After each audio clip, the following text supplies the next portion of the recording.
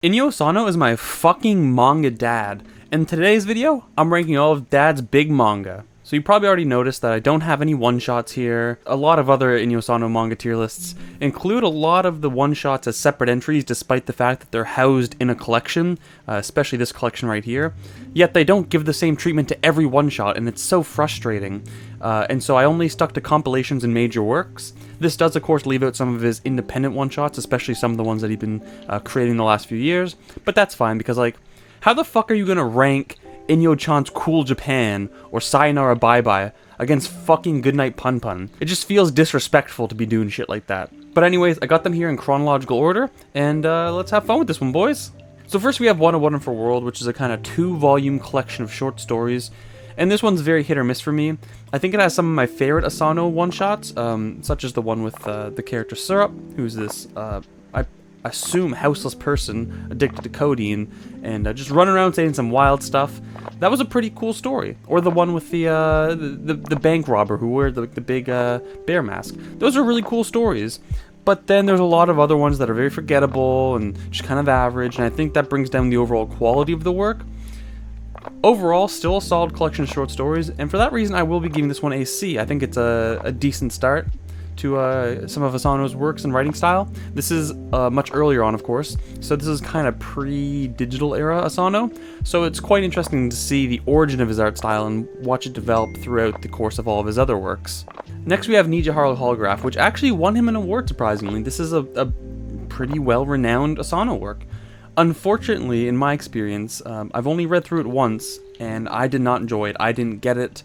To me, it felt, dare I say, incredibly pretentious, and this isn't a term I like to throw around lightly, especially to my manga dad. But man, Nijigahara Holograph, it's just like it didn't feel very coherent. I really got a strong sense that he was just trying to look a little more profound than I think the substance of the manga could support. This could be a failure of my own interpretive apparatus. This could be a me problem. I mean, after all, it did win an award, so there's clearly something in there that professional critics saw as valuable. I unfortunately did not see it, and since this is my list, this is going to be a D. Then we have City of Light, and this is a much better collection of short stories. Unfortunately, this one didn't get published in English, but I think this houses some of my favorite short stories of all of Asano. Unlike What a Wonderful World, there's a little more unity amongst the stories in here. It's not much, but it does try to kind of all tie around a certain theme. Main story, we might say, of this one is we have this boy who kind of works as a messenger for this organization who organizes suicides, and we kind of have him going around talking to various people and what have you. And it's a pretty solid collection of short stories. There are still better collections of short stories by Asano, and for that reason it's still only going to be a C, but it is better than What a Wonderful World, and it's unfortunate that this didn't get an English release. Alright, and then we have Before Dawn and the End of the World, and for me this is the kind of Asano short story collection. This is going to be the first B, and my reasoning for that is simply because it houses, in my opinion, the best Asano kind of one-shot, and that's Sunday 6:30 a.m. And it's essentially 3 chapters that follow the same event, but from 3 different perspectives. We essentially have this father who leaves home for a bit before eventually returning, and each of the chapters kind of depict what's going on, like how the son interprets the situation, how the daughter interprets the situation, and how the father interprets the situation. And what I really like about this is that, again, it's a collection of short stories, but this is centered in the middle of those short stories. But when we see the different perspectives, we see how these kind of line up with the other short stories in the collection. So this one, again, feels even more unified than City of Light. So again, it's like the farther Asano gets along in his career, the kind of more, you know, the creative project in his mind is becoming clearer and clearer, and he's able to translate that into his manga with a lot more efficiency, I'd say. And that's why this is definitely the best one. It's not leagues and bounds over, say, City of Light. I do think that they're very similar, but I just think the very fact that this does have, you know, Sunday 6:30 a.m. in it, and it has a little more unity, does give it the edge. But I do think that some of the other one-shots in it is like, you know, hit or miss kind of thing. But again, despite what negative words I seem to have about any of these, it's Inio Asano, and as far as I'm concerned, even at his worst, he's still pretty damn good. Minus maybe Nijigahara Holograph. That's kind of my Asano hot take. I should probably reread it, and if you guys have like any thoughts about Nijigahara Holograph, please leave them in the comments below. I need a kind of interpretive framework to go into the manga, and so I can get more out of it. Then we have Solanin, and this is a very important manga to me because this is one of the manga that was really crucial in my in the development of my taste. This was recommended to me by Code Provider. I remember back in like 2013 or so, I guess when I was really starting to find my taste for manga, he would make different videos about his favorite manga and recommendations, and this came up in one of them, and he just sold me on it so well. The whole prospect of seeing, you know, a kind of musical setting depicted in a manga was very novel to me. I hadn't read Beck at that time, so this was still kind of a new idea. And of course, music has always played such a large role in my own life. I have my own band with Nars from the podcast. If you're interested in that, we're called My Dead Friends. You can find us on Spotify, link in the description.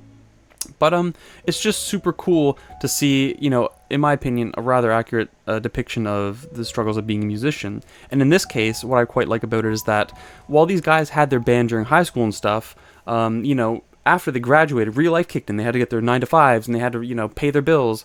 But they still had this kind of commitment to music. And so they, you know, they promised to meet at least once a month, and even though they can get apathetic about it from time to time, they ultimately would see through to it. And so that kind of little thing gave their otherwise mundane lives meaning, and I think that's what music does for a lot of people. And I think actually over the course of the story, at least in the earlier half, we find that our protagonist, our male protagonist, is slowly becoming more comfortable with the idea of maybe I should do a little more with music.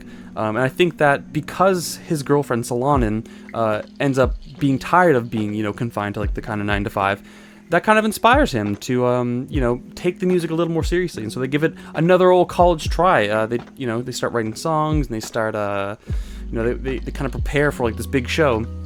Anyways, it was super refreshing for me. At that time, I'd probably only read a lot of battle shonen, and so this was obviously of a much different nature.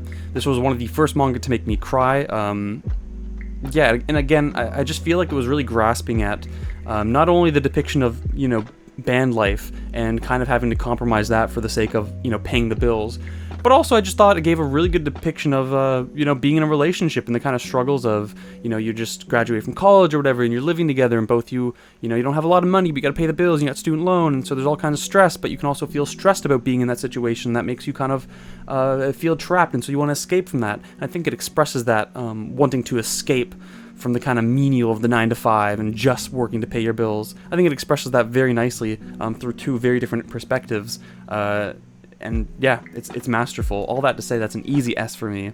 You don't have to think twice about that one. Then we have Goodnight Punpun, which is, in my opinion, a masterpiece of literature. I don't like to throw that around lightly, because I've always said that when people say that manga X is peak fiction, I can't just help but to think to myself, damn, you don't read books, do you? Like, you do not read novels. Because often they're using it for like fucking Hunter x Hunter or Attack on Titan. And trust me, they're good. But to say peak fiction, bro? Shoddy trifling, she must be from Dirty Docks. That's all I gotta say about that. Punpun, however, could probably fit into a conversation of best literature, because it's fucking masterful. Easy S, easy high S. I just think it's so rich with symbol. I know it sounds like such a fucking pretentious take, and I know the self-awareness of me saying that this is a pretentious take doesn't take away from the fact that I'm still kind of giving this hand-wavy analysis, and even being super meta about the whole thing is still not getting me any farther. Damn it, I don't care. Punpun's fucking deep, bro. But for real, it's really good. A few of my favorite kind of things that this manga does, and trust me, there's a lot I could talk about here. But for one, the depiction of Punpun and his family's birds, I think, is a really interesting choice, because obviously, for me, that represents the fact that Punpun feels alienated from people around him. And that's, of course, why he looks at himself as a bird. And it's interestingly only when we see things from Punpun and his uncle's perspective that we see them as birds, but when we actually kind of see things from the perspectives of other characters, we get little glimpses of Punpun, we see like a human hand or stuff like that. So again, this only goes to show that the depiction of Punpun as a bird and his family is kind of the representation of his own perspective of his life, his own self-worth, and that in relation to the greater society around him. And I think that's just a really, you know, cute and easy way to depict that kind of feeling of isolation, by depicting him as very simple, as very different from everyone around him. But interestingly, nobody ever comments on the fact that he is a bird, right? And to me, that just kind of symbolizes the fact that even though he feels so weird about, you know, himself, his situation, his family, and he feels like he's kind of rejected from the greater society around him, the greater society doesn't view him as that. And I think, again, it's just because the greater society doesn't care. And it's that kind of lack of care that I think makes Punpun feel alienated.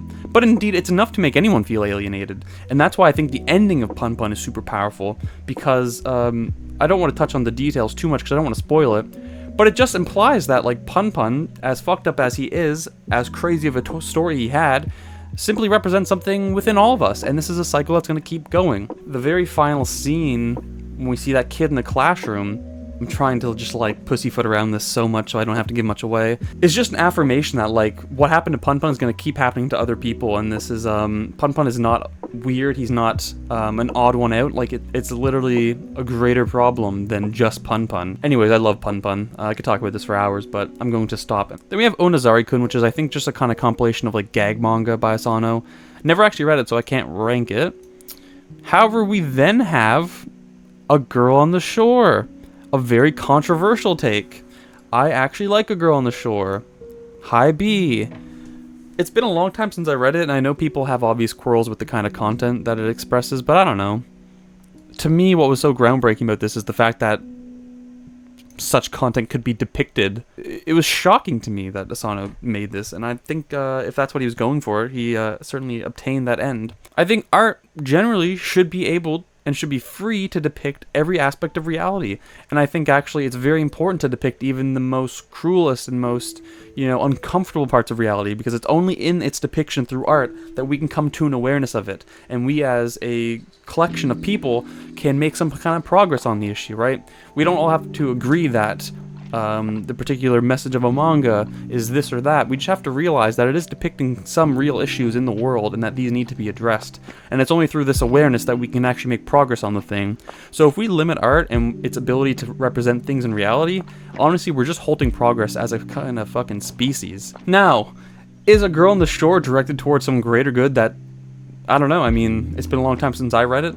I didn't think it was nearly as bad as people made it out to be. I quite enjoyed it. I don't know, that's just a few thoughts, I suppose. Then we have DeDeDeDeDestruction, man. That's gonna be an A. I think this is, besides Solanin, the most accessible Asano work. I think that this has the best and most fleshed out character cast of any Asano work. The story is a kind of nice balance between, like, lighthearted funness, but also tackling some pretty serious themes. I like how he works the sci-fi elements into this one.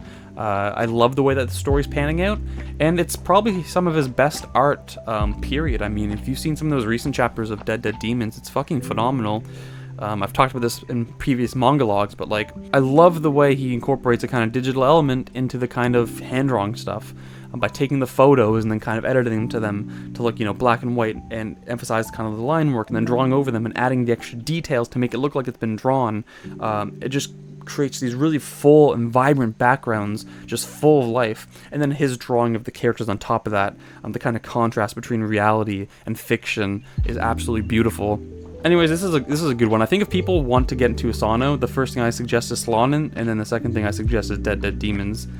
Simply because Solanin is a self-contained story, and I think it's good for people to get a sense of how a mangaka can start and end a story within a short amount of time. Because a lot of mangaka are good at starting stories, not so good at ending them. And I think that's a turnoff for some people. So if you can demonstrate that they're good at starting and finishing, and they can do so in, like, a kind of small amount of space, that will kind of give people the hope that they can probably also execute the same kind of feats at a larger scale. And then I picked DeDeDeDeDemons, despite the fact that it's not finished yet, because of how accessible it is, because of how lively the character cast is, how fun it is. It's a nice change of pace for an Asano work, because after dealing with the grim themes of, like, Goodnight Punpun or A Girl on the Shore, this is a breath of fresh air, my friends. Then we have another collection of short stories, which I haven't read. I think I've read a few in it, but I actually haven't read this yet. And finally, we have Downfall, which I think I'm going to give a high A for now, but I could eventually give a low S. It depends on my mood. Because I think Solanin's a little more lighthearted than Downfall for obvious reasons. I think Downfall is one of the grimmer Asano works, outside of, say, Punpun, for instance. Because what I like about this one is its kind of characterization of our protagonist, which we might assume vaguely represents Asano himself. But again, the themes that it tackles, this idea of, this mangaka who feels so indebted to his work, like is absolutely obsessed externally with the idea of just continually creating manga, and he is met with success, but over the course of his kind of grinding, not only does he neglect the people around him, which ends to the kind of decay of the social relations, he never really just questions why he's even doing what he's doing. He feels this kind of obligation to keep it going, maybe because he feels an obligation to his readers or to his editors, or because he just kind of needs to pay the bills. But you can tell that he's just not entirely in it. He just feels trapped in something that he thought would bring him so much joy. And I think that's such a relatable theme, the idea of maybe you get into something because you feel like you're good at it, and originally it starts off fun, but, as soon as it becomes your job, it just starts to zap away the fun, and then you start to question why you're in it. But you gotta keep focusing it and giving it your all, and just getting so absorbed in your work and just neglecting everyone around you. I don't know, it just deals with some real themes that, I don't know, I think are among my favorite to read. And I thought Downfall was the perfect example of that. Now, I'm not as much of a scumbag as the guy in Downfall, but again, I always like to just see how far a manga is willing to push the envelope, if that's the saying. How grim, how dark, what depths of humanity is it willing to express on its pages. And I think Downfall goes pretty far without having to be gruesome or violent or, uncomfortable. At least not in the conventional sense of, visually uncomfortable. It's definitely content-wise and theme-wise uncomfortable. But I think this is my Asano tier list. Punpun and Solanin are the S tiers. Downfall and Dead Dead Demons are the A tiers. A Girl on the Shore and Before Dawn and the End of the World is B tier. City of Light and What a Wonderful World is C tier. And Nijigahara Holograph is D tier. Thanks for watching. Stay tuned for next Tuesday when I inevitably have another upload. And it'll be fun for all of us. Peace and love, baby.